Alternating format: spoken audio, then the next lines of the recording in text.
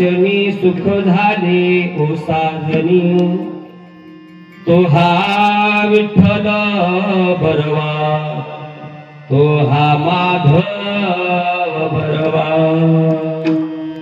बहुता सुकृताची जोडी बहुता सुकृताची जोडी म्हणून विठ्ठली आवडी तो हा विठ्ठल बरवा तो हा माधव बरवा सर्व सुखाचे आगर सर्व सुखाचे आगर बाप रखुमा देवीवर तो हा विठ्ठल बरवा तो हा माधव बरवा पांडुरंगा धरू प्रथम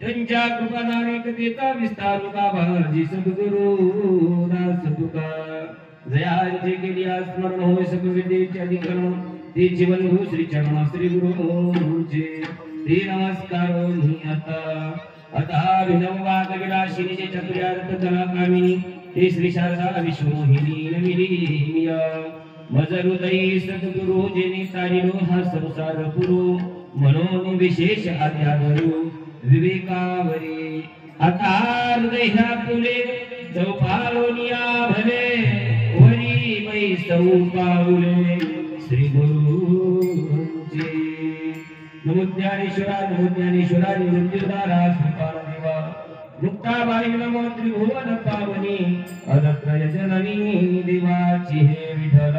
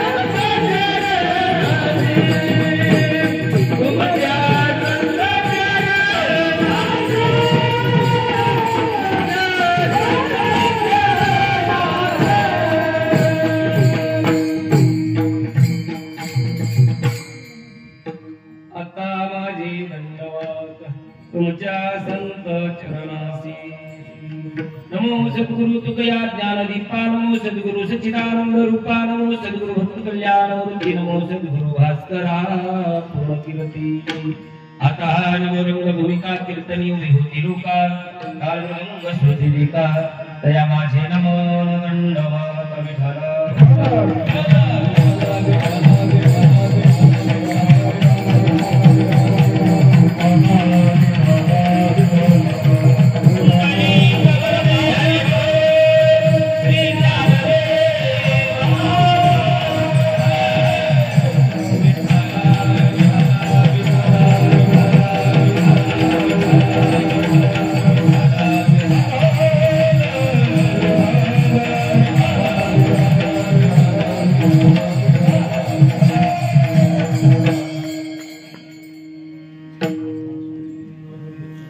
प्राप्त प्रसंगी सेवेकरिता निवडलेला अभंग कैवल्य साम्राज्य चक्रवर्ती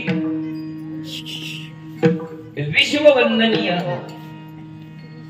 महाराष्ट्र भूषण महान संत विश्वमाऊली ज्ञानियांचे राजे योगियांची माऊली अनाथाची माय ज्ञानोबर आहे त्याचा उत्कृष्ट असा चार चरणाचा भगवान परमात्म्याचं रूप पाहिल्यानंतर आलेली अनुभूती व्यक्त करणारा अभंग आहे विठ्ठल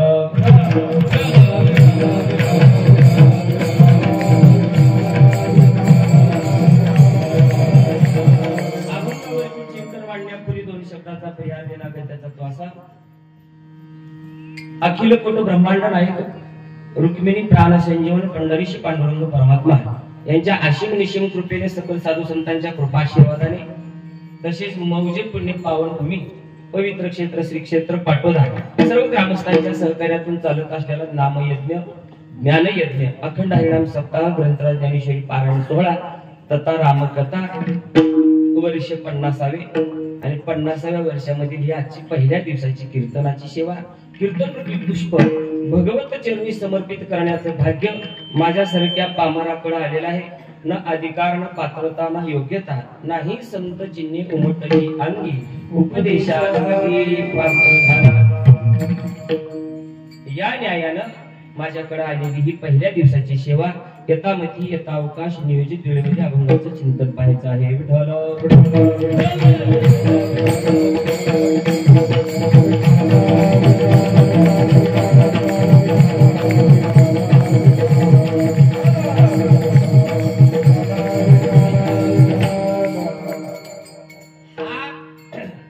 अभंग पाठ नाही असा वारकरी नाही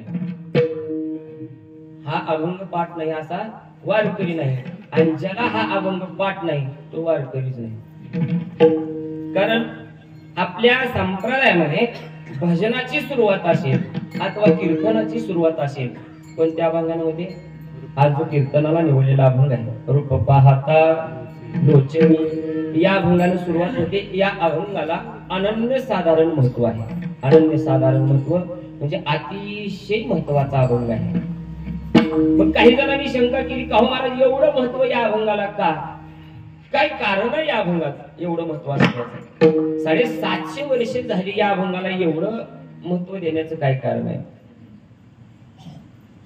अभंगाला एवढी किंमत एवढं महत्व येण्याचं एकच कारण आहे त्या अभंगाचे शब्द कोणाचे आहेत याला किंमत आहे मग हे जी अभंग रचना आहे अभंगातले शब्द जे आहेत ती शब्द रचना ही सामान्याची नाही म्हणजे शब्द रचना कोणाची आहे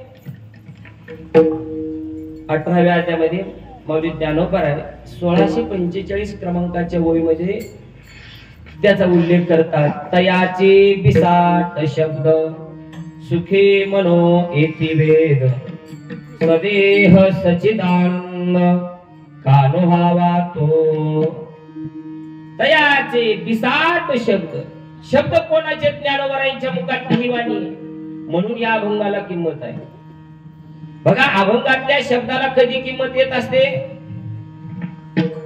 शब्दाला अर्थामुळे किंमत आहे अर्थाला अनुभवामुळे किंमत आहे अनुभवाला विषयामुळे किंमत आहे आणि विषयाला विषय ज्याच्या आश्रयावर आहे त्या आश्रितावर किंमत आहे मग हा संपूर्ण अभंगातला अर्थ अनुभव विषय हा सर्व विषय जर पाहिला तर हा ज्ञानोबरायांवरती आश्रित आहे ज्ञानोबारांच्या आश्रयावर अवलंबून आहे.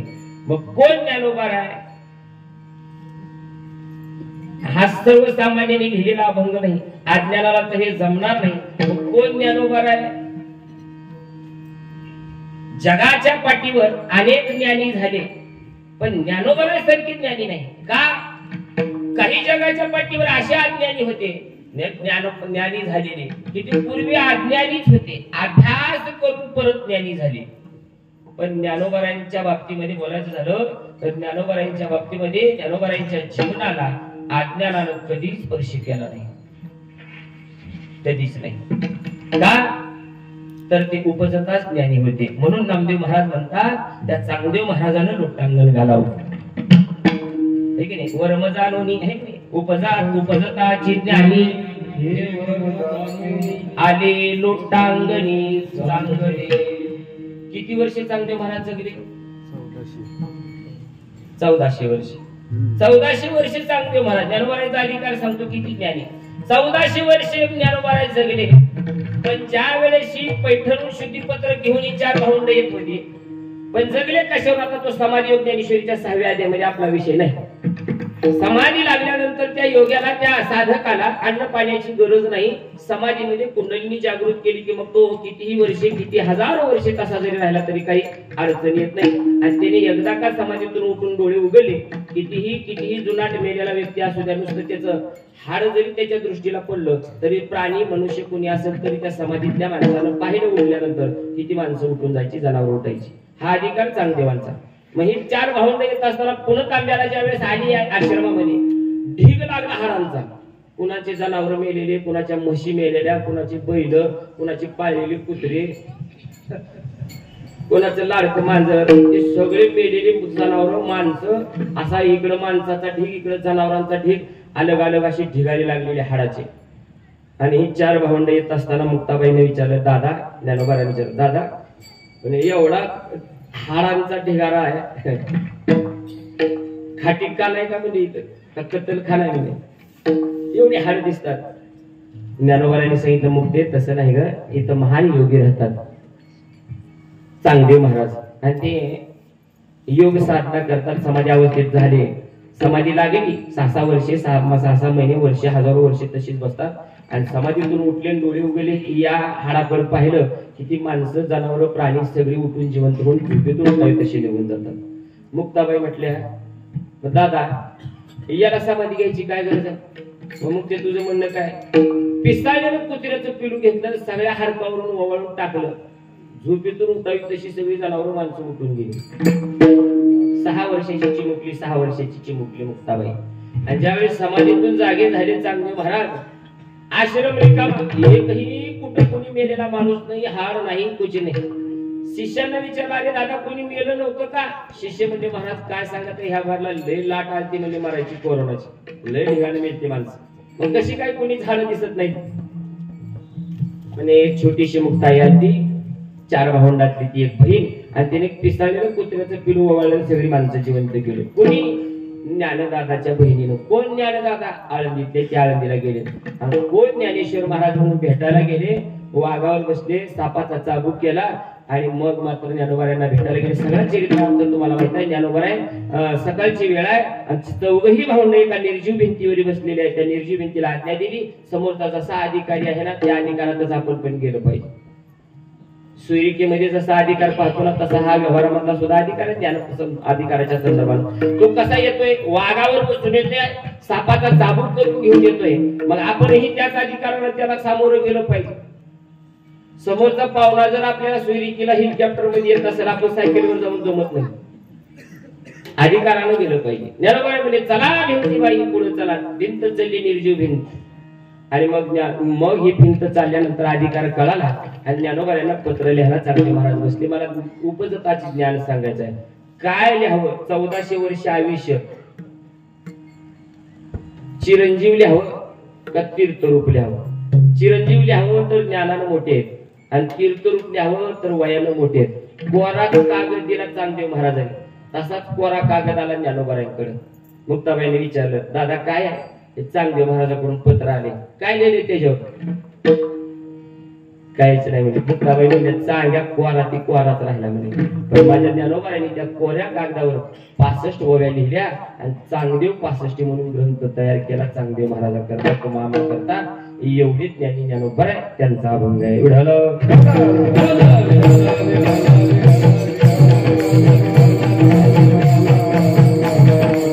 अजून ज्ञानाचं कळस सांगत असताना नाथ महाराज एका ठिकाणी ज्ञानोबाईंचं वर्णन करतात ज्ञानाच्या संदर्भामध्ये. ज्ञानी यांचा शिरोमणी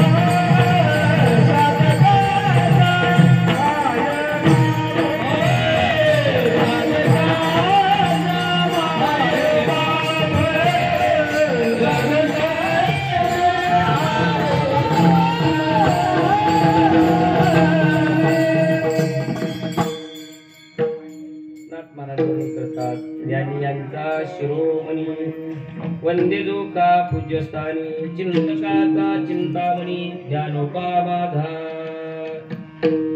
अजून तुकोबा एका ठिकाणी वर्णन करतात. ज्ञानी यांचा राजा गुरु म्हणती ज्ञानदेव. मला फक्त अधिकार सांगायचा त्यांचा अभंग आहे हा. कारण कुणी लिहिले हे कळावा अधिकार कळावा. 750 वर्ष झालं भजनाची सुरुवात याच अभंगात आहे. व्यवहारामध्ये डीजेवर चालणारी गाणी किती आले किती गेले. आराधी मंडळातले बी गाणे किती रचले किती गेले किती महाग पडले. पण गाण्याला काही किंमत राहिली का नाही. अविट गे माये विटेना एवढंच पुढचं नाही. अविट आहे विटतच नाही महाराज असा असणार हा अभंग आहे. ज्ञानोबारायांचा 4 कडव्याचा पहिल्या दिवसाला निवडलेला आहे. ही ज्ञानोबारायांची भाषा आहे. ज्ञानी आहे ज्ञानोबाराय आणि ज्ञानोबाराय भगवान परमात्म्याचं रूप आपल्या डोळ्यांनी पाहिलं आणि त्या पाहिलेल्या रूपाची अनुभूती म्हणजे आलेला अनुभव देवाचं स्वरूप पाहिल्यानंतर ज्ञानोबाराला काय अनुभव आला या अभंगात सांगतात. महाराज म्हणतात रूप पाहता लोचनी. लोचनी म्हणजे डोळ्याने. कोणत्या डोळ्याने आता ते डोळे पुढे सांगेन मी. कारण दृष्टीचे प्रकार आहेत. चर्म दृष्टी विकार दृष्टी सामान्य दृष्टी दिव्य दृष्टी. कोणत्या दृष्टीने ज्ञानोबारायांनी पाहिलं त्यावेळेस ज्ञानोबारायांच्या दृष्टीला डोळ्याला लोचनाला सुख झालं. आम्ही बी दररोज देवाला पाणी घालायला जातो. महिन्यातून आठवड्यातून जसं जमत तसं पंढरपूरची वारी करतो. पंढरपूरच्या पांडुरंगरायाचं दर्शन घेऊन येतो. पण आम्हाला त्या पांडुरंगरायाचं रूप पाहून अजून सुख झालं न झालं मी पुढे विषय मांडल.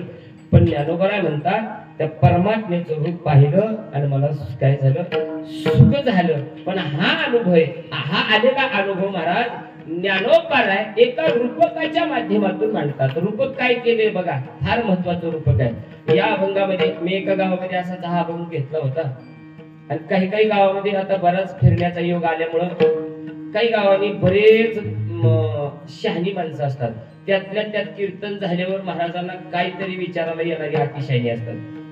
काहीच कळत नसते पण महाराज एक विचारू का म्हणून येणार उगच. मग मला एक जणांनी विचारलं म्हणजे महाराज विचारू का, तुम्ही आता जो अभंग घेतला का कीर्तनाला, म्हणजे हो. मग त्याच्यातल्या एका शब्दाचा अर्थ कळना म्हणे तेवढं सांगा. मी म्हणलं काय अर्थ, कोणता शब्द तुला कळ नाही. तो म्हणला रूप पाहता लोचनी सुख झाले ओ सहाजणी. ह्या सहाजणी कोण आहेत मला सांगा म्हणून. मी म्हणलं तुझी चुलती, तुझी मामी, तुझी आई, तुझी काकी, तुझी आत्या आणि उरली सुरली तुझी पत्नी, सगळ्या मिळून झाल्या 6 जणी. आणि 6 जणी काय 6 जणी शब्दार्थ नीट लक्ष केला पाहिजे विचार. आणि बरेच भजनी मंडळ हा अभंग म्हणताना सुद्धा एक शब्द घोटाळा घालतात. मी दोष काढत नाही बरं, जरा लक्ष देऊन आपण म्हटलं पाहिजे, आपण सुधारलं पाहिजे. सुखद झाले हो नाही, बरेच जण हो 6 जणी म्हणते. जरा गात्यात बघा काय शब्द आहे. ओ 6 जणी हो नाही, हो शब्द नाही तो. का आपण का बैल ओढून कसरा दोन करायला कसं हो नाही, तसं नाही. सुख झाले ओ 6 जणी शब्द आहे. हे 6 जणी कोण आहे? ज्ञानोबा या 6 जणीचं रूप करून अभंगाची भाषा वापरतात. ज्ञानोबा आपला अनुभव सांगतात. हे 6 जणी कोण आहे? 6 जणी शब्दाचा अर्थ जर लिंग भेदाने जर घेतला तर 6 जणी ही स्त्रीलिंगी उच्चार आहे. ज्ञानोबा पुरुष आहे आणि स्त्रीलिंगाची म्हणजे स्त्रीच्या मुखातली वाचा म्हणजे ही भाषा ज्ञानोबारांनी कशी वापरली. ज्ञानोबा कसे तात्विक पुरुष आहे आणि पुरुषानं स्त्रीची भाषा वापरावी का ही योग्य कितपत आहे याही गोष्टीचा विचार करणं गरजेचं आहे. खरं सांगू, जगाच्या पाठीवर तुम्ही काल परवा मागच्या आठवड्यात हा विषय तुम्ही ऐकला असेल, कुठं मी सांगितलं मला माहित नाही, मला आठवत नाही. जगाच्या पाठीवर फक्त 2च पुरुष आहेत, बाकी सगळ्या स्त्री आहेत. विठ्ठल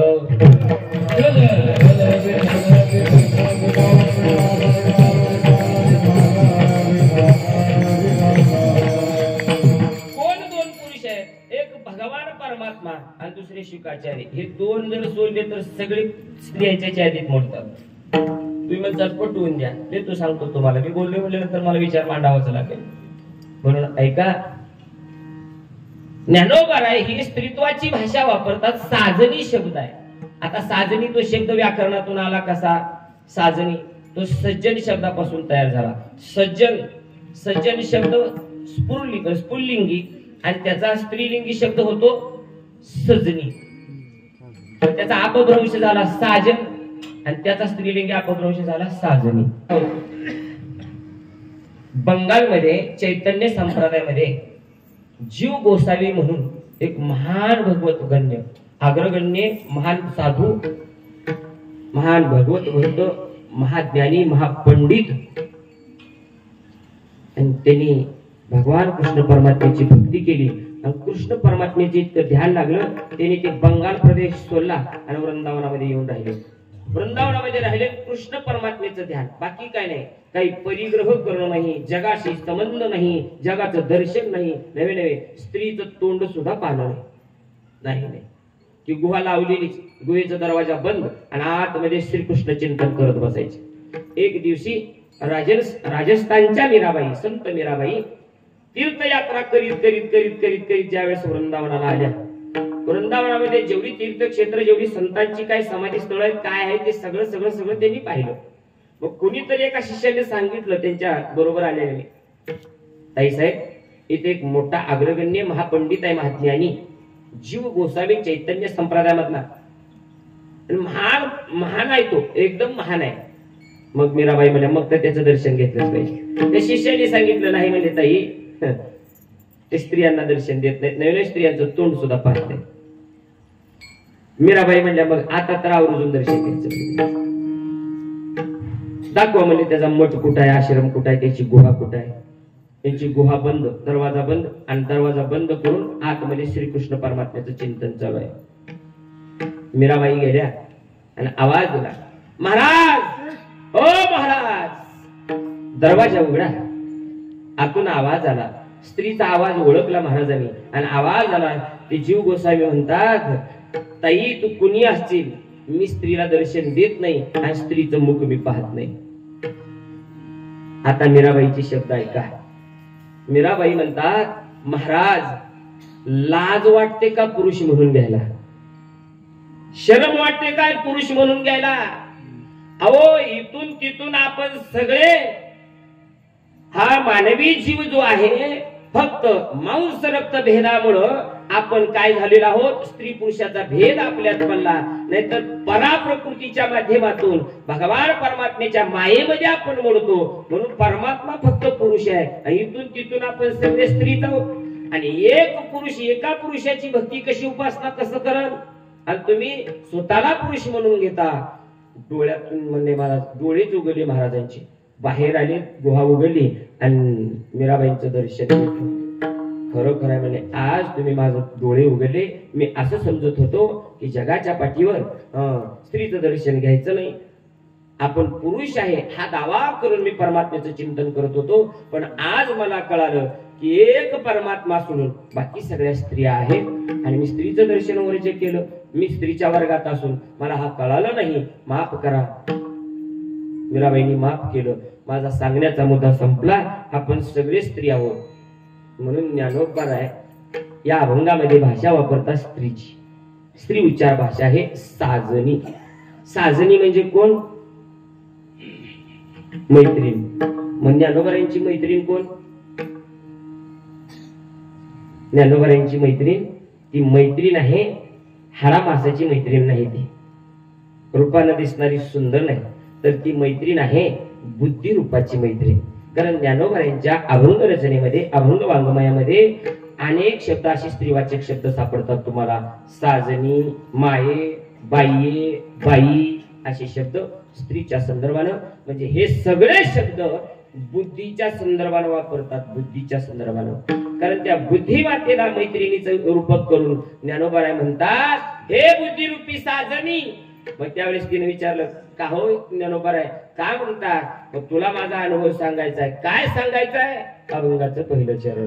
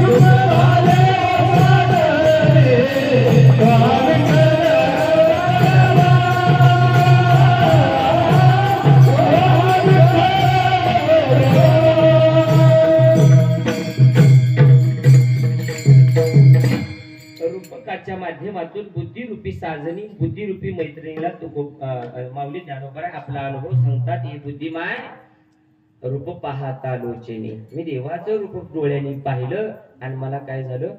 सुख झालं. आता जाणकर श्रोत्याच्या मनामध्ये शंका निर्माण होत झाली असेल आणि आज ती चांगली शंका निर्माण व्हावी. पण काही किती जणांच्या मनात येते मला तो भाग मला सांगायचा नाही. बघा काय शंका निर्माण झाली असेल इथं. बुद्धीला बोलायला येतं का? बुद्धीला बोललं जातं का? बरं बोललेलं बुद्धीला कळतं का? कळते का मी बोललेलं? कळले ना? बुद्धीला बोललं जातं का आणि आपण बोललेलं बुद्धीला कळतं का? हे कळायला बी त्याला बुद्धीच लागतं. तर लय दगड बुद्धीचे बघितले आपण माणसं, लय दगड बुद्धीचे. तुका म्हणे आईशी बुद्धी ज्याची जड आणि त्या होणी दगड पंढरी देवा. अशी दगड बुद्धीची माणसं असतात महाराज, त्याला साधं साधं कळत नाही. म्हणून इथं बुद्धीचं रूप काय केलं हे कळण्याकरता सुद्धा बुद्धी लागते. कीर्तन उग मनोरंजन कुठं टाइमपास काय बरं वाटते का नाही, अभंगातला भावार्थ काय आणि आपल्या जीवनाचं सार्थक काय होते का ते ऐकण्यानं. नाहीतर हल्ली सगळा मला तिकडे जायचं नाही, मला विषय मांडायचा नाही. ऐका फक्त मला बुद्धीचा प्रकार सांगून पुढे जायचं. सात्विक बुद्धी, तामस बुद्धी, राजस बुद्धी, ज्ञानोबारांनी ज्ञानेश्वरी बुद्ध्या सांगितल्या. पण तुकोबारांच्या या प्रमाणात एकच बुद्धी सांगायची. काही माणसं दगड बुद्धीचे असतात. किती दगड बुद्धीचे, किती कीर्तनकार मेल्यावर त्याला कळल. एवढा महत्वाचा मुद्दा सांगून पुढे चालायचा आहे. एक माणूस रेल्वेनं प्रवास करून आला, घरी आला, खाटावरती मस्त झोपला फॅन लावून, एकदम थकला होता. पत्नीने विचारलं का हो म्हणे, का थकला तुम्ही? अगं काय सांगायचं म्हणजे, मग रेल्वेनं तर आले तुम्ही, स्लीपर कोच नव्हतं काय, ते काय सीट झोपून यायचं म्हणजे होतं. मग कसं काय एवढं तुम्ही थकून आले? काय सांगायचं म्हणजे, मी जसा रेल्वेत चढलो मला सीट मिळाली, बुकिंग सीट होतं, सगळं झालं. पण जसा रेल्वेत बसलो ना, मला जुलाब चालू झाली. जुलाब, पण रेल्वेत ती सोय असती सगळी. आणि मग म्हणला ते 3 सीट असतात, खाली एक, मध्ये एक, वरल्या कडला एक. बरोबर आहे का? मग माझं सीट होतं म्हणजे वरल्या बाजूला. मग ती पत्नी म्हणजे मग अगं काय सांगायचंय, असं जुलाबाहून जाऊन आलो बाथरूमहून आणि जाऊन असा बसलो की लगेच बाथरूमला यायची. आज खाली येतो जा बाथरूम, ये वर बस जा बाथरूम, हे करून करून माझ्या हाता पायाला गोळे आले म्हणे, त्यामुळे मी थकलो म्हणे. मग पत्नी म्हणजे अहो थोडं डोकं लढवायचं, तुम्ही वरले सीट तुमचं होतं ना, हो, मग खाल्ल्या सीटावरच्या माणसाला म्हणायचं काका मला बाथरूमला जास्त येते, जुलाब लागले, तुम्ही वरल्या सीटवर बसा, माझी बेजारी व्हायला लागली, मी तुमचं सीट पकडतो. बायकोला म्हणते ते एवढं येडं समजेलीच का म्हणला. म्हणजे कसं काय हे सांगायला ते खाल्ल्या सीटावर कोण राहायला पाहिजे का मला? ज्याला कळालं त्याला धन्यवाद.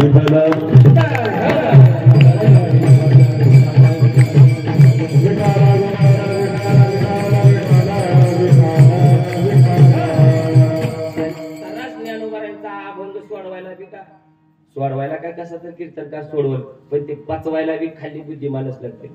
भांड बी तसंच पाहिजे खाल्लं.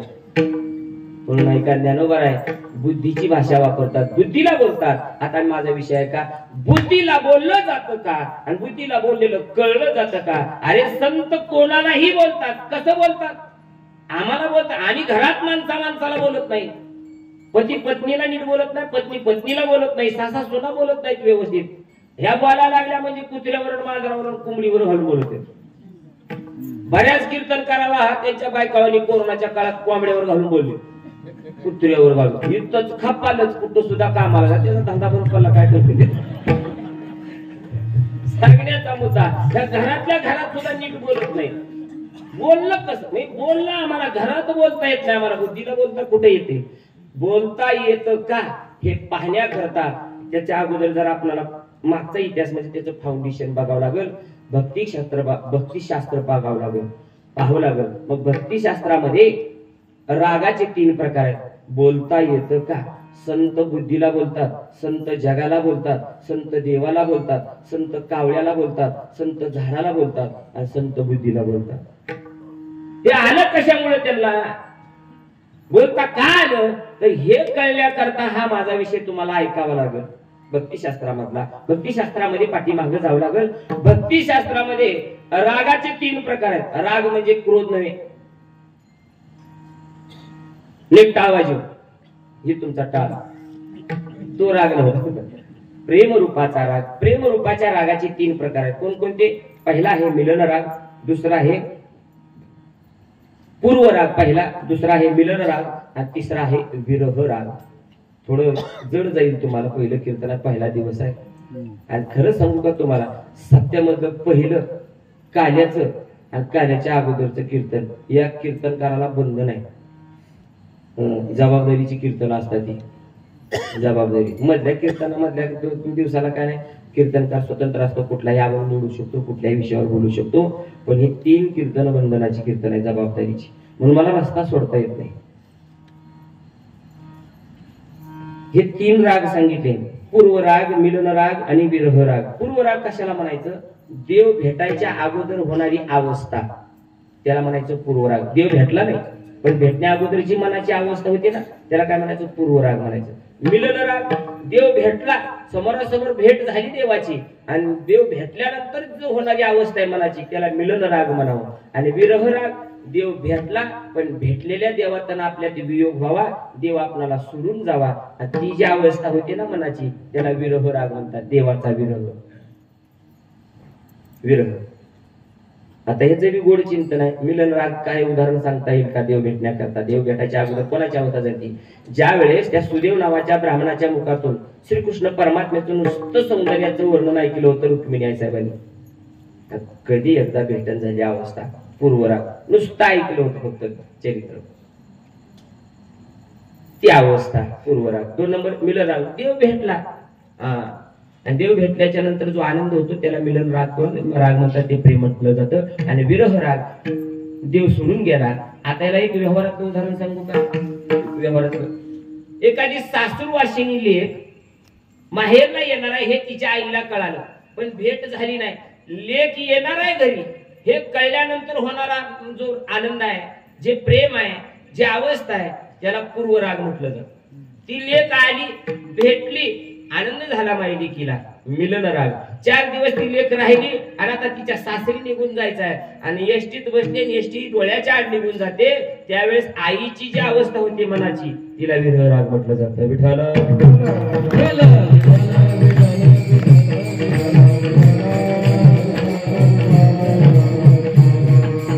विरह रागाच्या परत 3 अवस्था. विरह रागाच्या कोणकोणत्या?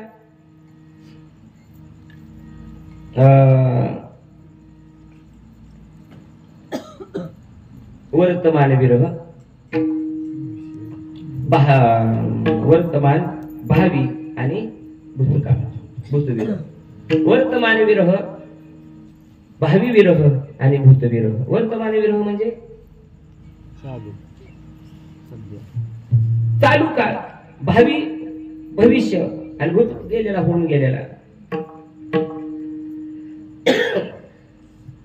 गोकुळामध्ये गवळणी ज्या वेळेस बाहेर रस्त्याला फिरत होत्या, नंदराज भावी विरह पाहिला, रथ सजवलेला पाहिला, आणि गवळणीला वाटलं नवीन गाडी आपल्या गावात कोणाची आली, म्हणजे नवीन रथ कुणी आणला.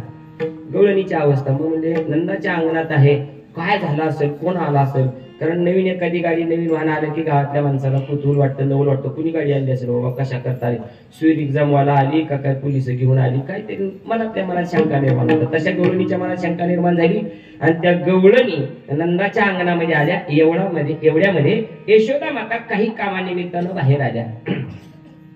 बाहेर आल्याबरोबर बाहेर आलेल्या यशोदा मातेला त्या गवळणी विचारतात, मैया, यशोदा मैया, कहा रथ शृंगारीला, कशा करता रथ शृंगारलाय, कशा करता रथ सजवलाय, कशा करता, कोण आले रथ घेऊन. त्यावेळेस ती नंदाची राणी त्या गवळणीला जो विचार मांडते, नाथ महाराज का गवळणीमध्ये फार सुंदर वर्णन करतात. आवाज द्या जरा थोडा विको. बोले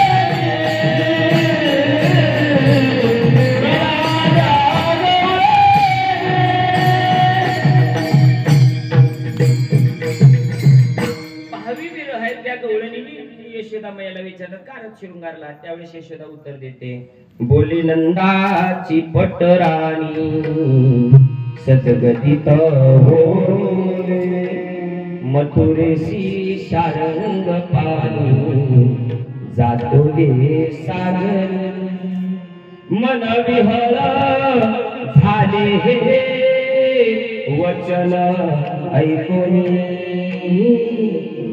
या नंदाच्या अंगणी मिळाल्या गवळणी. असं जरा थोडं साऊंड सिस्टीम द्या. एकतर आवाज बसलाय आणि त्याच्यातून पकवाज लाकड वाजवून वाजत, पकवाजच लागला नाही. मला कळत नाही त्यातलं, पण तुम्हाला कळत असं बघा.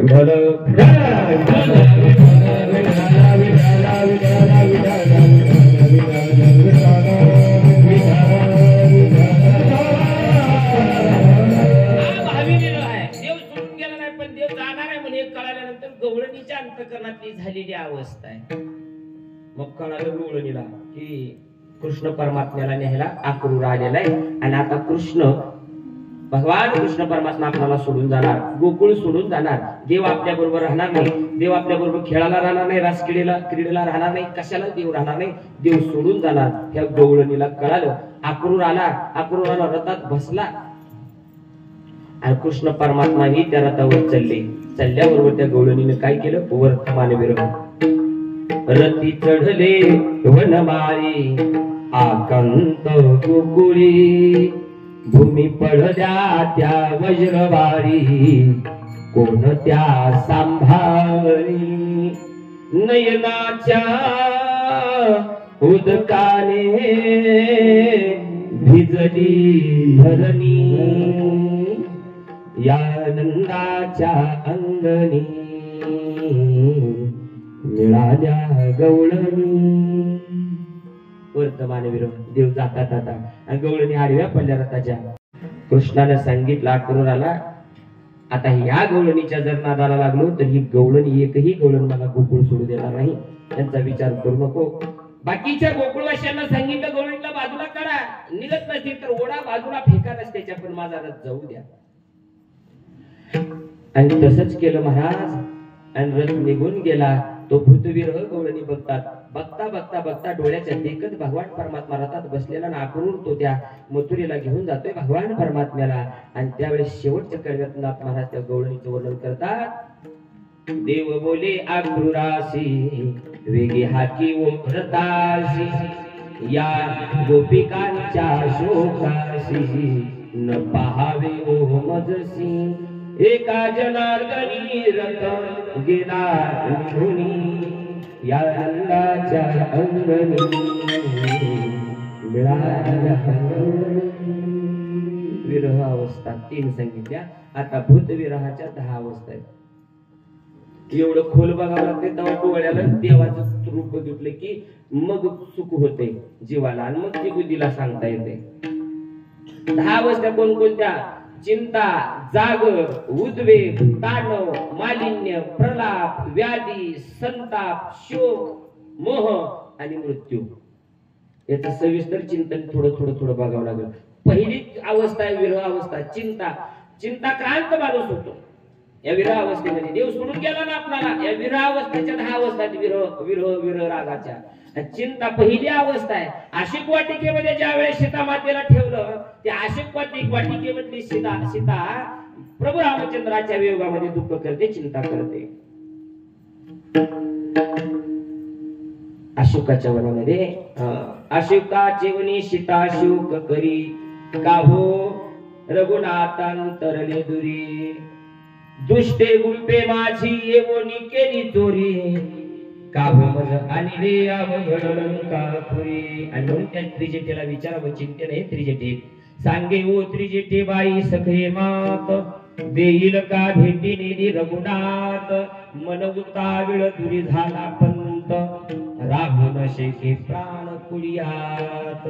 देव गेल्यामुळे चिंता वाटते. पहिली अवस्था. चला 2 नंबर जागर म्हणजे काय? देवाच्या वियोगामध्ये त्या भक्ताला, त्या साधकाला झोपच लागत नाही. देव जसा बघितला तसाच दिसतो. झोपच लागत नाही. एक गवळण आपली स्वप्नात देव स्वप्नात आलेला अनुभव सांगत होती.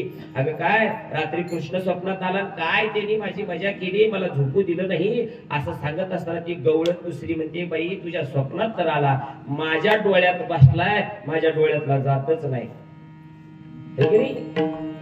देखिला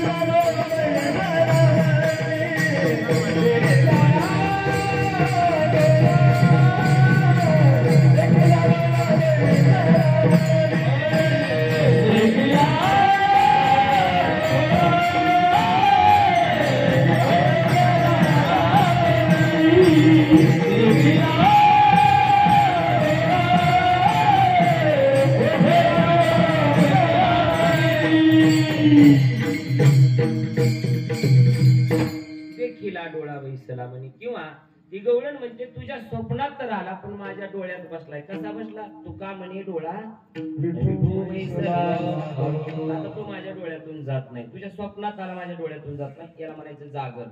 आम्हाला बी जागर, आम्हाला बी झोप येत नाही, पण देवाच्या वियोगानं नाही. लाईट कवा येते की ऑटो चालू केला का नाही, खाल्ल्यात सरीला पाणी जाईल, मुलीचं लग्न करायचं, पोराचं डबा जेवण करायचं, याचे पैसे कसे काढायचे, तिकडे कसे घालायचे, या संसारातल्या गोष्टीनं झोप येत नाही आम्हाला. पण देवाच्या वियोगानं जागर म्हणजे झोप नाही ना, ही अवस्था दुसरी आहे जागर. 3 नंबर आहे उद्वेग. संसारातला उद्वेग वेगळा आहे, परमार्थातला उद्वेग वेगळा आहे. संसारातला उद्वेग दुःख देतो, परमार्थातला उद्वेग सुख देतो. संसाराच्या तापे तापवलो मी देवा. 4थी अवस्था ताणव अवस्था. ताणव अवस्था म्हणजे काय होतं, त्या भक्ताला अन्न पाणी गोड लागत नाही देवाशिवाय. ज्यावेळेस सीता मातेला त्या अशोकवाटिकेमध्ये ठेवलं ना, ते नाथ महाराज वर्णन करतात, ते जिले अन्न जीवन, ते जिले फळ भोजन, ते जिले भोग हवन, श्री रघुनंदन वियोगे. सीता मातेचं वर्णन आलं की रामप्रभूंनी हनुमंतरायाच्या जवळ एक आंतरखून म्हणून काय दिली होती, अंगठी दिली होती. आणि ती अंगठी सीतामाईच्या समोर टाकल्यावर बोटात घालायची अंगठी सीतामातेच्या कुठं बसली, मनगटात अंगठी बसली. म्हणजे एवढी खुश झाली. प्रभू रामचंद्राच्या वियोगानं एवढी सीतामातेची तब्येत वाढली. याला म्हणायचं ताणव. पाचवी अवस्था माल्लीनता. माल्लीनता म्हणजे भगवान परमात्म्याच्या वियोगामध्ये त्या देहाला, त्या साधकाला आपला देहावर तोड नसतोच महाराज. शर्ट किती फाटलाय, अंगावर कपडे कसे आहेत, आपण कुठं आहोत, असो ऐसा कोटी आठवची नाही, याला मालिन्य अवस्था म्हणायची. सहावी भक्तिशास्त्रातली अवस्था प्रलाप ही आपल्या अभंगाला लागते, पुढे बघायचे. सातवी आहे व्याधी. व्याधी संताप, संताप होतो माणसाला. कितीही सुख असं कूलर जरी लावलं तर काही माणसाला अंतकरणातली आग झोप येऊ देत नाही, त्याला संताप म्हणायचं. चंदनाची चोळी माझे सर्वांग पोळी, कानो वनवाळी वेगी भेटवा का, सुमनाची सेज शीतळवणी की पुळिया की सारी की वेगी भेटवा का. सुमनाची सेज म्हणजे फुलाची सेज केली तरी फुलं टोचतात काही जणाला, का आतली आग झोपू देत नाही. बाहेरून किती उपचार केले काही उपयोग नाही, त्याला संताप म्हणायचं. आणि त्याच्या पुढची उन्माद अवस्था भगवंताच्या वियोगामध्ये आणि आनंदामध्ये परमात्म्याच्या त्या भक्त गायनाची मुलिया फुलिया छंदी. आणि नववी अवस्था मोह. मोह म्हणजे विचित्र काहीतरी घटना भक्त करीत असतो. ते मातेतले का काय मला माहित नाही बघा, गवळण कोणती, काना तुझ्या मुरलीच्या पायी रे, त्याच्यामध्ये काय काय ती गवळण कशी करते, ते काजळ कुठलं कुठंच घालते, सगळे अलंकारी कले तिकडे ती कले इकडे, आहे की नाही. असं विद्रूप स्वरूप परमात्म्याचं ती मुरली वाजवल्या तिची अवस्था होते, ती तसलं सोंग घेऊन जाते. मला सांगायचं मोह. आणि सगळ्यात शेवट अवस्था मृत्यू. परमात्म्याच्या योगामध्ये भक्त एखाद्या वेळेस त्याचा मृत्यू होऊ शकतो. या अशा 10 अवस्था झाल्या. पण ऐका, 6वी अवस्था प्रलाप आहे. बुद्धीला बोलता येतं का? या प्रलाप अवस्था झाली त्या भक्ताची की मग तो समोर कुणी असू द्या त्याला बोलता येतं. कावळा असू द्या, झाड असू द्या, कुणी असू द्या, मन जग ते सगळ्याला बोलतात. ज्यावेळेस रासलीला करीत असताना कृष्ण परमात्मा गवळणीला खांद्यावर घेऊन खेळत होते. राधिकेला खांद्यावर घेतलं आणि रासलीला खेळत असताना नाचत होते. आणि राधिकेला अभिमान आला, कृष्ण मलाच लय मानतोय, मलाच खांद्यावर घेऊन असतोय. देव म्हणले हिरीच्या जवळचाच वापा कोरडा राहिला, इथंच अभिमान आला, रागा खाली टाकली. आणि जी कृष्ण लपाला सगळ्या वृंदावत्या काय कोणतं वन कुंजवनामध्ये गवळणी हिंडू लागल्या, फिरू लागल्या. कुणी सांगा या गोविंदाची शुद्धी होते वाहिले लपाला आता खाल्ली, कोटे आळा आली देहबुद्धी, धावा आळवा करुणा कृपा निधी हो. त्या गवळणी म्हणतात आता होता मला खांद्यावर घेतलं, तुका म्हणे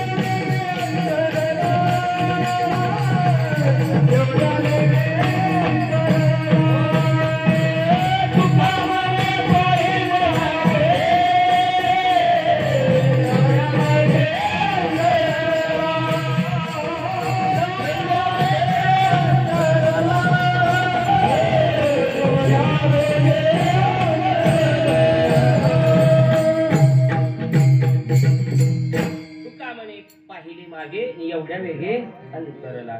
माग पाहून असं पुढे पाहून परत माग बघ असतो तर देवांतरला. सांगण्याचं तात्पर्य त्या गवळणी शोधू लागल्या. आणि मग शोधत शोधत प्रत्येकाला विचारू लागल्या. अशोकाचं झाड आलं, त्या अशोकाच्या झाडाला म्हणतात हे अशोका कृष्ण पाहिला का कुठं? आता झाडाला बोलता येतं का? मला प्रलाप अवस्था सांगते, बुद्धीला बोलता येतं का? त्या झाडाला वृक्ष अशोकाच्या झाडाला बोलतात आणि मनानच म्हणतात तू कसा बोलशील रे, तू अशोक आहेस. म्हणजे नाही, शोक म्हणजे दुःख, तू दुःख रहित आहेस, आम्ही दुःखी आहोत. मग आमच्या सारख्या दुःखी माणसाला तू कसा बोलशील? पुढे चालल्या. पुढे वडाच्या झाडाला बोलाले, हे वडा वटवृक्षा कृष्णाला पाहिलं का? मनानच म्हणायच्या तू कसा बोलशील रे बाबा, पप्पा तू वटवृक्ष आहेत एका जाग्यात बसलेला, कसा बोलशील? पुढे तुळशीचं झाड आलं, तुळशीला बोलायला तुळशी माता कृष्ण बघितला का तू कुठं? पुन्हा आपल्या मनालाच म्हणतात तू कशी सांगशील ग, तुला सौकी मत्सर आहे, तू कृष्णाचा कसा आम्हाला निरोप सांगशील? त्या मनानं बोलायच्या. माझा सांगण्याचा मुद्दा एवढा प्रलाप अवस्थेमध्ये झाडाला बोलता येतं, जगाला बोलता येतं, देवाला बोलता येतं. माझे ज्ञानोबा एका ठिकाणी कावळ्याला बोलतात, पहिलं तो गे काऊ शकून गे माये सांगत आहे, उडरे उडरे काऊ तुझे सोन्याने मळी न पाहू, आणि पाहुणे पंढरी राहू घरा. त्या कावळ्याला म्हणतात, हे कावळ्या उडून जा, उडून जा, आणि पंढरपूरचा पांडुरंग परमात्मा पाहुणा माझ्या घरी कधी येणार आहे हे जर सांगितलं तर तुझे पाय कशानं मिळवीन. त्याचा अध्यात्म वेगळा आहे. सोन्यानं मिळवीन म्हणजे तुझ्या अंतकरणाला सुख होईल असे मी तुला सगळं पुरवीन, असा त्याचा अर्थ आहे. म्हणून कावळ्याला बोलतात. तसं ज्ञानोबा इथं आपला आलेला अनुभव बुद्धीला सांगतात, म्हणजे बुद्धीला बोलतात. सुख झाले ओ साजनी, हे साजनी देवाला पाहिलं आणि सुख झालं. सुख झालं म्हणजे ती बुद्धी सुद्धा ज्ञानोबाला बोलू लागली, ज्ञानोबराय तुम्ही जो देव पाहिला तो कसा आहे, त्याचं स्वरूप सांगा. अभंगाचं दुसरं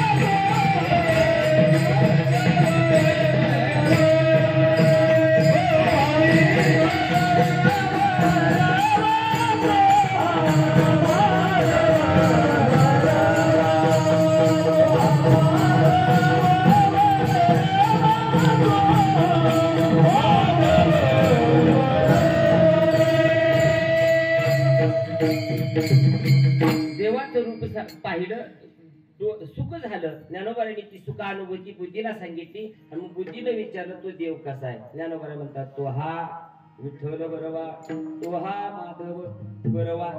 दोन हा काय प्रकार आहे आणि विठ्ठल आणि माधव. विठ्ठल म्हणजे काय, विठ्ठल नामाची काय तत्व आहेत. जवळजवळ 7 ते 8 तत्व आहेत. तुम्ही म्हणताली असते तत्व लागल्यावर चक्क मानव कीर्तन झालं. आताच्या काळाला कीर्तन कसं राहू, दान दान दान दान सासू सासऱ्याचं इकडं तिकडं सांगून मोठं व्हावं की कुठलं सांगायला की तत्वज्ञान 10 प्रकरण ह्यावून त्यावून जरा येतो तुमच्या इकडं. कारण मवा पडला का सोयाबीन वरती उताराला सापडत नाही हो. मला जाणून बुजून घ्यायची सवय नाही. ऐका आता जरा थोडं स्पीड मध्ये बोलतो. 11:15 वाजलेत. माझा भरपूर विषय माझा आहे अजून. ऐका म्हणून तो हा विठ्ठल बरोबर. तो का आणि हा का. तो हा, तो ती ते, हा ही हे दर्शक सर्वनाम आहे. दर्शक. पण तो हे जे सर्वनाम मी तो वापरलं, तो हा विठ्ठल, तो विठ्ठल आणि हा विठ्ठल, तो माधव आणि हा माधव म्हणजे काय. तो याचा अर्थ आहे दूरदर्शक. सर्वनाम आहे. तो म्हणजे लांबचा दर्शवण्याकरता तो बर का, तो विठ्ठल आणि हा माधव, हा म्हणजे जवळचा, असा एक अर्थ होतो. बर, तो म्हणजे निर्गुणातला देव आणि हा म्हणजे सगुणातला देव. म्हणून तो आणि हा ही दोन पद ज्ञानोबांनी वापरली. हे तुम्हाला नाही जरी पटलं तरी ह्या जाणकर श्रोत्यासाठी मला विषय मांडावा लागतो. हजार सामान्य लोकांनी कीर्तन लय चांगलं झालं म्हणण्यापेक्षा एक शहाण्या माणसानं म्हणलं का लय बरेच ताटलीत सोडवलं बाजार. म्हणून तोचा पदाचा अर्थ काय, तो निर्गुणातला आणि हा सगुणातला बरवा आहे. आता ये माधव बरवा, विठ्ठल बरवा. विठ्ठल विचा केला ठोबा म्हणून नाव विठोबा. मी काय सांगितले असे 10 ते 11 तत्व आहेत विठोबाचे. आपण आता एवढं सांगत बसते की विषय राहील माझा, म्हणून थोडं धावतो घेतो. वि सर्ग काय दर्शवतो, जीव ब्रह्म ऐक्य भेद. हा वि म्हणजे जीव ब्रह्म ऐक्य भेद आणि ठोबा म्हणजे नाश. जीव ब्रह्म ऐक्य भेदाचा नाश जो करतो त्याचं नाव विठोबा. असलं तत्व कळावं लागते. काय विठोल नाव आहे देवाचं. उग गावात विठ्ठल मंदिर आहे, विठोबा विठोबा, घरात विठोबा. पण विठोबाचं नाव काय. तशा आपल्याला व्यवहारातली नावाचे अर्थ कळाले नाही. नाव गंगाधर नाव नाही महिनाभर, नाव शांती सगळ्या पाठवण्याचं भांडण आले ते आपली नाव. पण विठोबाचं नाव तसं नाही. विचा केला ठोबा म्हणून नाव विठोबा. आता माधव का वापरलं. माधव, मा म्हणजे लक्ष्मी, धव म्हणजे पती. जो लक्ष्मीचा पती आहे त्याला काय म्हणावं, माधव आहे. समुद्र म्हणताना तो लक्ष्मी निघाली बर का.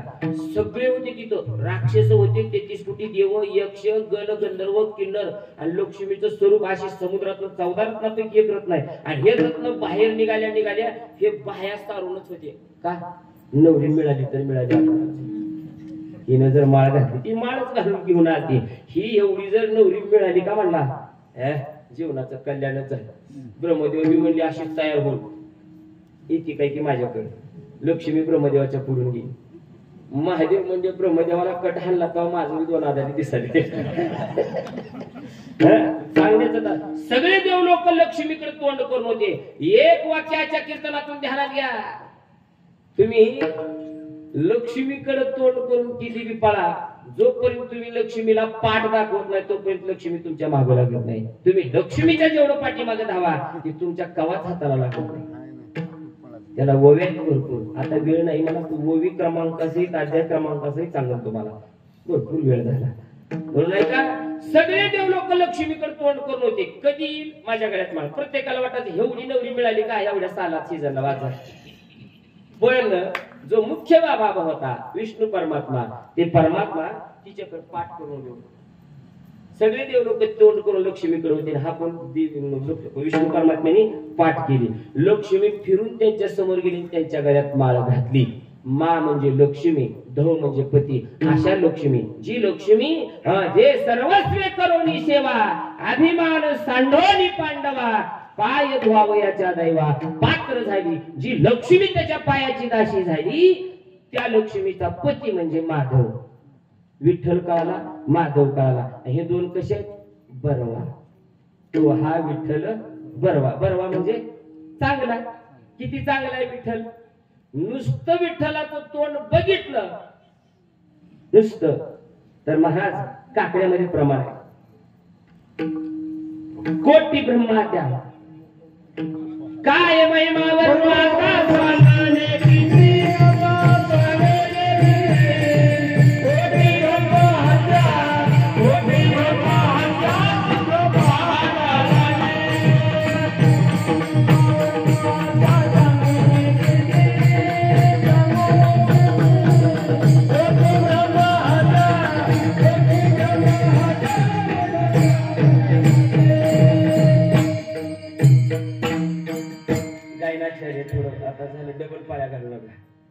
कारण वेळ थोडी राहिली आणि रान जास्त राहिले माझा, म्हणून डबल चरण धरू नका.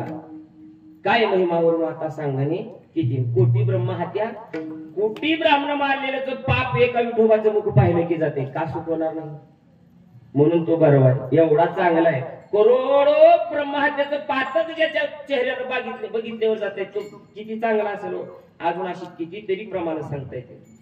पाहता श्रीमुख सुखावली सुख डोळियाची भूक अनंत जन्मीचे विसरलो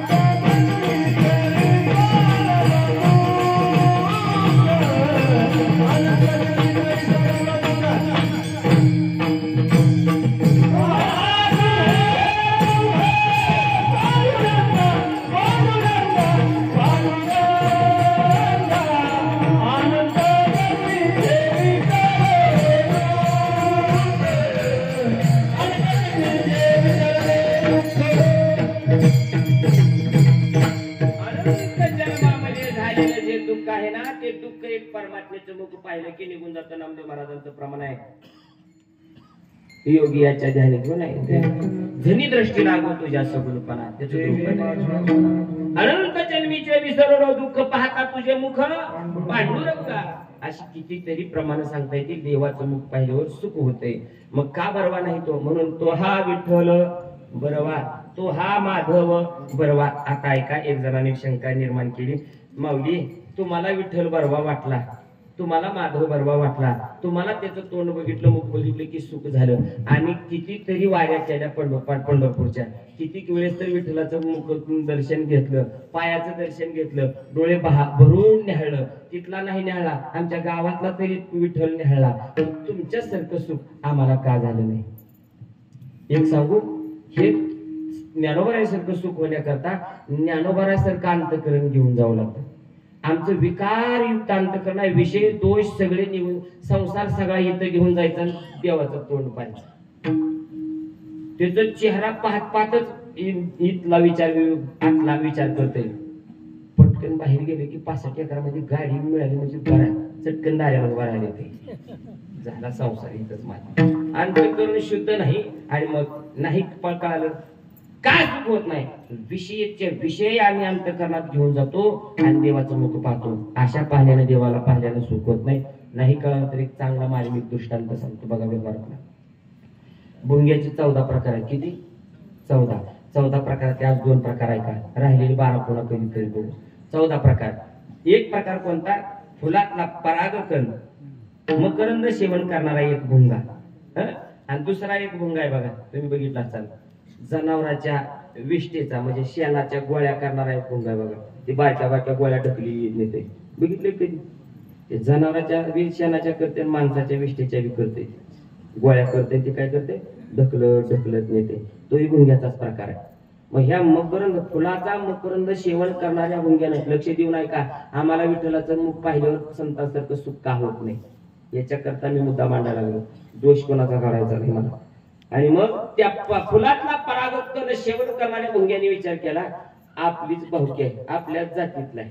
भुंगा म्हणजे एकच जात आली की आपली जात मारायची म्हणला शेण खाऊन आणि विष्ठा खाऊन. मग काय करावं आपण आपल्या जातीला हाताला धरावं आणि आपण वळावं. मग त्या भुंग्याला निमंत्रण दिलं तुम्ही काय करा उद्या एक बाग आहे अशी मकरंदानं गच्च भरलेली आहे त्या फुलामध्ये इतका परागकण आहे भरलेली बाग आहे. यथेच्छ मस्त मकरंदाचा काय करू सेवन करू आणि यथेच्छ तृप्त हो. त्या शेणाचे गोळे विष्ठेचे गोळे करणाऱ्या भुंग्याला फुलावरचा मकरंद खाणाऱ्या भुंग्यानं आमंत्रण दिलं. आमंत्रण दिल्यावर हे सकाळी गेलं दोघं बी भुंगे ते दोन्ही भुंगे फुलातल्या त्या फुलावर फिरले परागकण सेवन केला आणि सेवन केल्यावर फुलावरचा परागकण सेवन करणाऱ्या भुंग्यानं गोळ्या करणाऱ्या भुंग्याला विचारलं बरं वाटलं का. काय विचारलं बरं वाटलं का. ती म्हणला काय बरं गावाकडे चव आहे ती हित तीच आहे म्हणला. चव गावाकडची चव आहे का ती हित सुद्धा कोणती चव आहे तीच आहे. मग त्या फुलावरच्या भुंग्याने विचार केला ह्याला चव कशी बदलली नाही तीच चव राहिली. म्हणजे आ कर बर आ केलं तर विष्ठेची गोळी निहारीला लागते म्हणून तशी तोंडात आणलं होतं. माझा दृष्टांत संपला. आम्ही पंढरपूरला जातो, जशा त्या भुंग्यानं विष्टेची गोळी तोंडात घेऊन जावं तशी आम्ही विषयाच्या गोळ्या आम्ही छातीत तोंडात घेऊन जातो. देवाचं तोंड पाहतो. कसं सुख होईल सांगा. फुलातल्या मकरंद सेवन करणाऱ्या त्या फुला ब्रह्मणाला होतो आणि आपणाला होत नाही. म्हणून हा फरक आहे. म्हणून तुकोबाराय म्हणतात, कारण हा मकरंद सेवन करण्याकरता किंवा सुख वाटण्याकरता, देव बनवा हे कळण्याकरता देवाबद्दल आवड बी मनात पाहिजे. आवडीनं बघायला पाहिजे. नंतर काही लोक आवड नसते, उगं लोक जाते म्हणून जायचं, त्यांच्या बरोबर जायचं बघायचं. आवड ही अंतःकरणात लागते आणि ही आवड निर्माण होण्याकरता, आवड ही कोणाला संस्था होत नाही. अंतःकरणात परमात्म्याचं मुख प्रेम भावनेनं पाहावं, न्याहाळून पाहावं. हे पाहण्याकरता सुद्धा अंतःकरणामध्ये आवड पाहिजे. आणि ही आवड निर्माण होण्याकरता जन्मजन्मांतराची पुण्याई पाहिजे, तर देवाची आवड निर्माण होते. आणि आवडीनं देव बघितला की रूप पाहता लोचेने सुख झाले व साजरे, त्यावेळेस सुख होतं. मग लगेच पुढचा प्रश्न ज्ञानोबारांना विचारला. ज्ञानोबाराज तुम्ही म्हणता देवाबद्दल आवड निर्माण करण्याकरता जन्मजन्मांतराचं पुण्य लागतं. तुमच्या पशी किती पुण्य आहे? अभंगाचं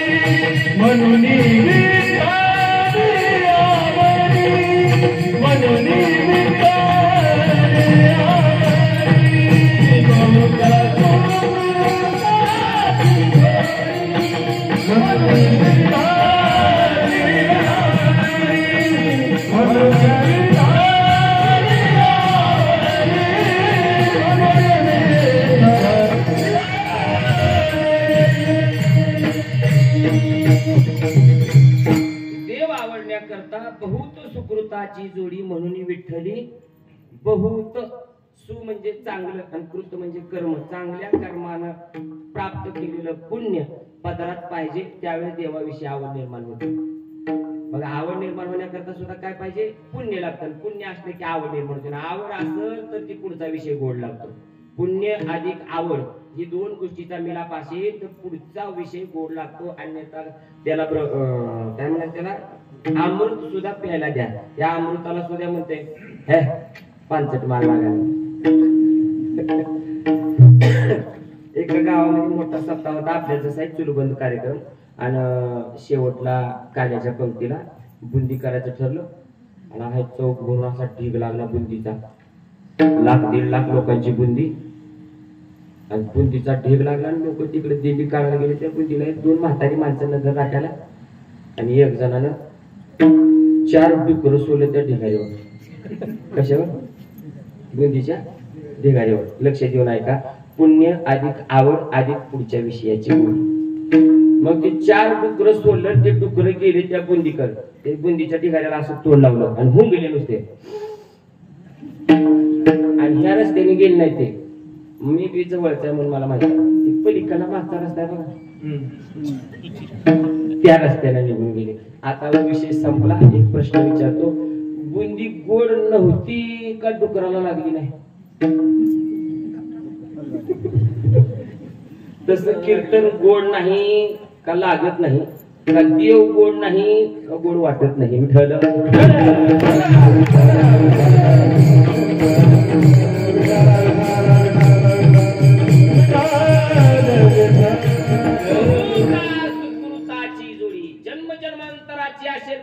नामगुरी तरीच जीवागरी नाम येईल श्रीरामाचे करंटे कपाळ ज्याचे नाम नये वाचे फुटक्या कपाळाच्या देवाचं नाव येत नाही भाग्यवान लागतो पाहुणा म्हणून सुद्धा भाग्यवान लागतो बघा पाहुणा सुद्धा आपण पाहुणा म्हणून जाणं घरला पाहुणा येणं पाहुणे सुद्धा भाग्यवानाचे दोन पाहुण्याचे प्रकार आहेत एक करंट्या कपाळाचा पाहुणा आणि एक फुटक्या कपाळ भाग्यवान पाहुणा कसं काय एक म्हातारं सून चहा केलं ना जेवण दिलं मग कंटाळलं सुनेवर पोरावर आणि विचार केलं लय वैतागाला म्हणजे ह्या पोराचा सुनाचा ना असाच जातो लिकीच्या घरी 4 दिवस राहतो तिच्यापाशी मस्त खातो आणि मस्त खाता 4 दिवस मला पोटात अन्नाचा पण नाही जातो लिकीपाशी जे पाहिजे ते पदार्थ तिला सांगतो करायला लावतो खातो म्हणलो 4 दिवसाचं उपाशी म्हातार आणि पाहुणा म्हणून लिकीच्या दारात गेलं दारात लिकीच्या पाय टाकल्याबरोबर लांबूनच यानं बघितलं लिकीच्या दारातच गर्दी तिचा सासरा मेलता 4 दिवसाचं म्हातार फुटक्या कपाळाचं महागाई आलो आणि भाग्यवान पाहुणा सांगतो तुम्हाला एक जणानं जावायला धोंड्याच्या महिन्यात जेवायला बोलवलं धोंडेदार जेवण्याकरता हा जावायला बरोबर करा तुम्ही आले तुमचे मग ते धोंड्यात पद्धत आहे बघा आमच्या गावाकडे तुमचं ना आमचं गाव लय लांब आहे म्हणून सांगा धोंड्यात कमीत कमी 5 फळीची काय घालते आमच्याकडे तर घालते बघा घालायचे असेल पण ती धोंड्यात घालायची असते पुण्यात धोंड्यात घातली ही जावायला कळू द्यायचं नसते खरं धोंडी जेवण ती आहे नंतर ती हेळवा पाहुणे आयर करायचं पुन्हा त्याच्या बोटात ताळ पाहिजे मिळवत नाही तसलं नसतंय भाग्यवान पाहुणा कळत नाही त्याशिवाय मग यानं जावायला बोलवलं मस्त स्वयंपाक केला धोंड्यात ती 5 फळीची अंगठी घातली आता जेवायला वाढायचंय जावायला एवढ्याच सुनाचा बाप आला सुनाचा बाप म्हणजे आता इवाई आला आता ताटावर आल्यावर माणसाला नाही म्हणताय ते या या या या ते बिचार चाललं होतं म्हणजे पाठवल्याला सत्ता चालू आहे लिखीच्या गावात चालू आहे सहज जाता जाता जाऊन मग ती दारावर चालू या या या या बसा जेवायला मग तिघाला पात्र ही वाई ती वाई हा जावाई धोंडेदानी केलेला पण एक सांगू का घोटाळा झाला सासूबाई पण धोंड्याचं ताटच गेलं धोंड्याचं काय गेलं ताट गेलं ती चाप्टर होतो उडून खाताना पिवळं दिसल्या असं तिला सुद्धा कीर्तन ऐकू वाटाले कुणाला 4 पायाची बिलकुल सुद्धा माझ्या कीर्तनात ऐकायला उठवलं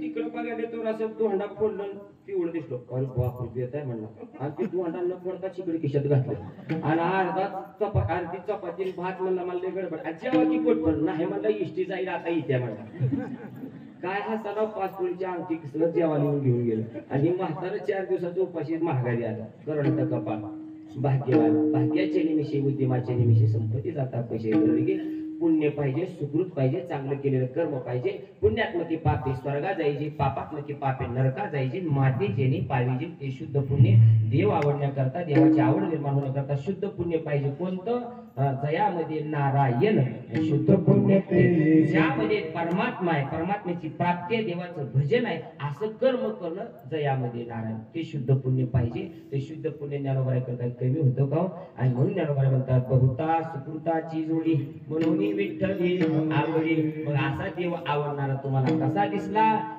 शेवट चरणात माझे ज्ञानोबा सांगतात बहुत सुकृताची जोडी पहिल्या जन्मजन्मांतरामधलं माझं पुण्य पाठी गाठी असल्यामुळं परमात्मा मला आवडला पण त्या परमात्म्याचं स्वरूप कसं आहे तर तो सर्व सुखाचं आगर आहे नवे सर्व सुखाचा तो सागर आहे सागर वेगळा आणि घागर वेगळा घागरीतलं पाणी कधी पार होईल सांगता येत नाही पण सागरातल्या पाण्याचा अंत लागत नाही तसा परमात्मा सुखरूप आहे सुखाचा सागर आहे आणि आपण जीव हे घागर रूपाने किंवा नदी नाल्याप्रमाणे बघा बऱ्याच आता पावसाळ्यात वड्याला आपल्या किती पूर येतो जायलाच नाही गुरु घेऊन जायला नाही आता छापी भिजवायला पाणी नसते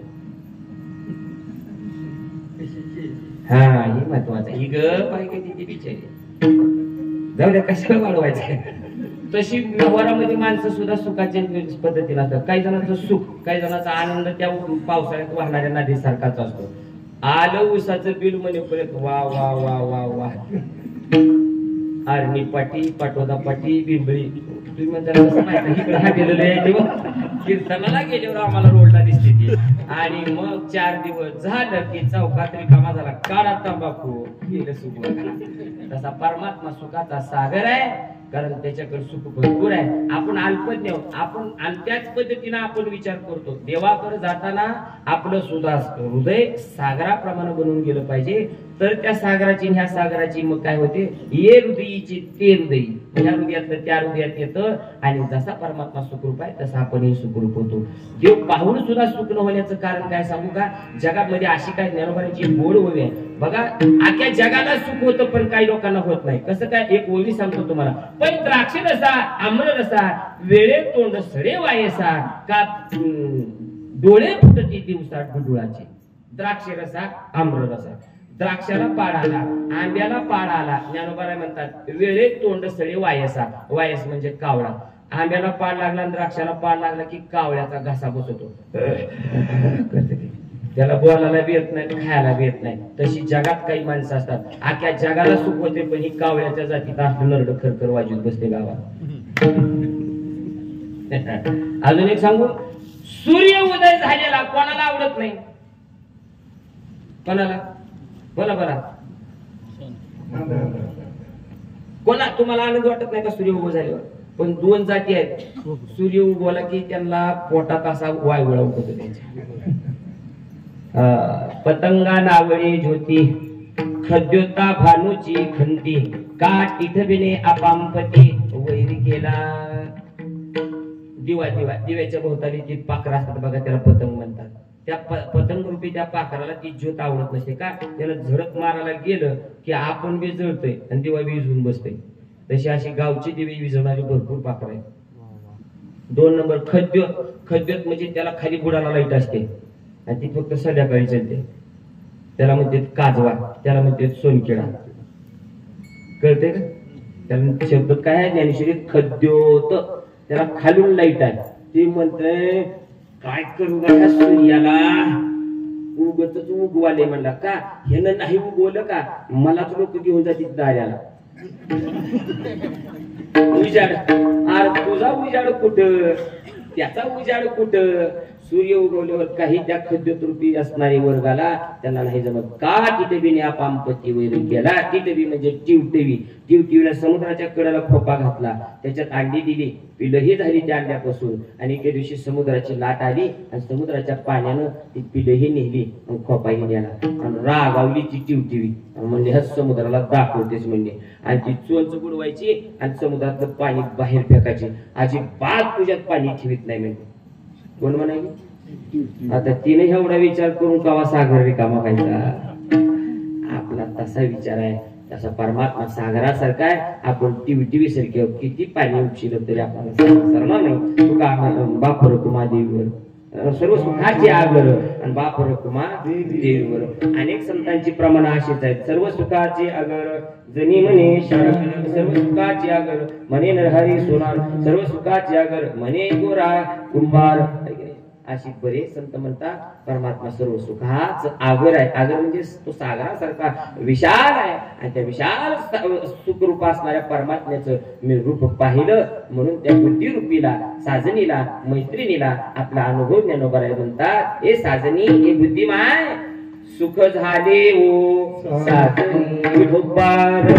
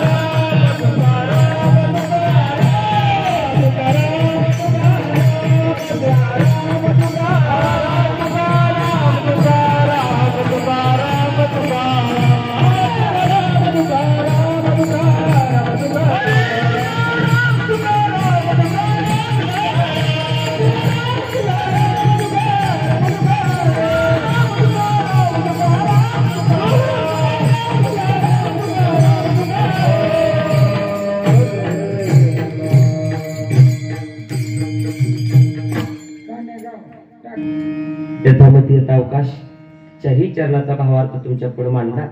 ज्ञानोबारायांनी या अभंगामध्ये अजून काय त्यांना मांडायचं असेल मला माहिती नाही, पण माझ्या बुद्धीला जसं जमल तसं मी तुमच्या पुढे हा भाव मांडला. बोलता बोलता बोलण्याच्या ओघामध्ये एखादा अपशब्द अभद्र शब्द गेला असेल, पुन्हा एकदा सर्वांचे आभार.